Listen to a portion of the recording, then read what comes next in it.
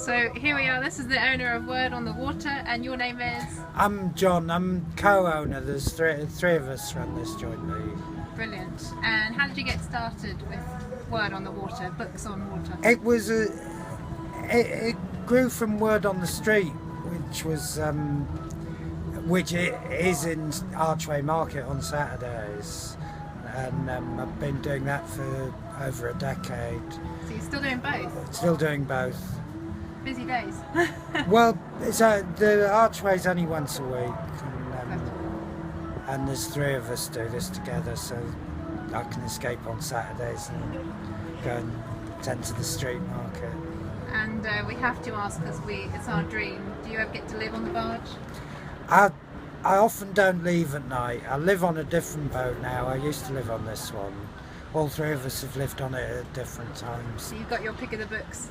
Yeah, it's kind of hard to leave in an evening when it's a cold evening and the log burner's going and the new book deliveries come in. Yes, the log burner. Do we get a shot of that? Oh, we'll have to go for a shot of that. Going to see it. And we've got to ask you as well, do you have a favourite book? I've got lots of favourite books. The book I wrote about for my master's thesis was Leaves of Grass by Walt Whitman. I guess it's a good choice of favourite book, and certainly a recommendation of a book to read and love and live by. American, isn't he? He is. We are as well, so we Oh, appreciate wait, are you? Whereabouts? Georgia. Georgia, Yes. South. Yeah, that's right. Oh, welcome to London. We're both writers, so we're scouting out the literary scene. Oh, Southern writers. Flannery O'Connor. Yes. Oh yes, she's great. And William Faulkner would have been if I hadn't said Walt Whitman, I would have said William Faulkner. So you go for the American authors? I studied American literature, and I think certainly from the 20th century on, English writers are so constrained by the class system, it's really held the literature back. You can see the prevalence of Scottish and Irish writers in British literature because the English is so inhibited, we can't really write.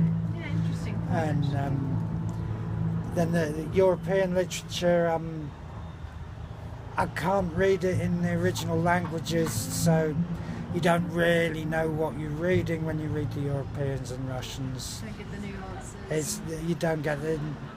Yeah, you get the story, but that might not be what the book's really all about. Right, the language is so important. The language is what matters to me in reading. The close textual analysis is how I kind of try to unravel and understand a book when I'm reading it, and you can't do that with a translation. Right. So otherwise you can just read up what it's about on Wikipedia. Yeah. Same idea. So that leaves the Americans, the Steinbecks and the Faulkners and the Cormac McCarthys and it is the just a Toni bit more Morrisons, earthy, isn't and it? there's just it's so epic. It's a bit wilder as well. It's Like wilder. you said, everything's a bit tame here and constrained.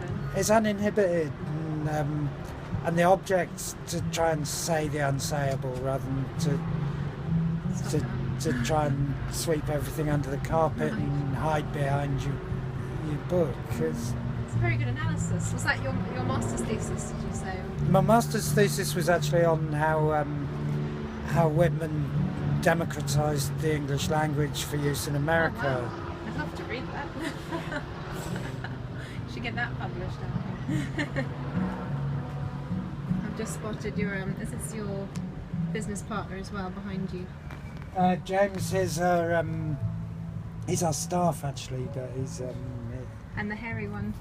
Oh, the Queen of Dogs. That's Star. She likes having her picture taken. She's gorgeous. Take a few shots of her. Well, John, thank you so much for doing an interview, letting us enjoy this wonderful barge, and we will be back and recommending it to all our friends, London and abroad. Thank you. I mean, the barge is fun, and putting the books on a barge really makes people come and look at them, but it has to be about the quality of the books, and when it actually comes down to it, if you're going to come to a bookshop, you can be excited about it being on a barge or it having a garden or there being a jazz band. But if you don't like the books, if the books aren't interesting enough, if they're not good enough value, you won't buy them and the shop won't exist. So you've clearly been very careful in your selection. You can only fit so many on here as well. well, that's the thing that is a kind of benefit really, because it does make us focus on the quality. Yeah. Well, we didn't mean to buy anything. We're both going away with a book, so you've done your job. Good. That's how it should be. Thanks, John. Thank you. Get a shot of this lovely gal.